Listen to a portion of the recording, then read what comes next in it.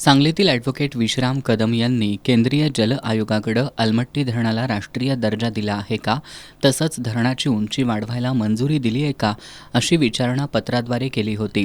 त्यानंतर CWCचे संचालक अनंतकुमार गुप्ता यांनी मुख्य अभियंत्यांच्या मान्यतेनं 26 जानेवारी 2026 रोजी ॲडव्होकेट कदम यांना लेखी पत्रव्यवहार करून याबाबतचा खुलासा केला आहे. केंद्र सरकारनं 2008मध्ये 16 प्रकल्पांना राष्ट्रीय दर्जा दिलाय. यात अलमट्टी धरणाचा समावेश नसल्याचं आयोगानं सांगितलंय. धरणाला राष्ट्रीय दर्जा मिळावा यासाठी कर्नाटक सरकारनं आयोगाच्या कार्यालयाकडे कोणताही प्रस्ताव दिला नसल्याचं आयोगानं म्हटलंय. धरणाची उंची, साठवण क्षमता किंवा संबंधित कामांमध्ये वाढ करायला आयोगानं नकार दिलाय. तर केवळ धरणाच्या दुरुस्तीला आयोगानं परवानगी दिली आहे, असं केंद्रीय जल आयोगानं ॲडव्होकेट कदम यांना दिलेल्या पत्रात म्हटलंय. आयोगाच्या या निर्णयामुळे पुराचा धोका असणाऱ्या कोल्हापूर आणि सांगली जिल्ह्यांना मोठा दिलासा मिळाला आहे.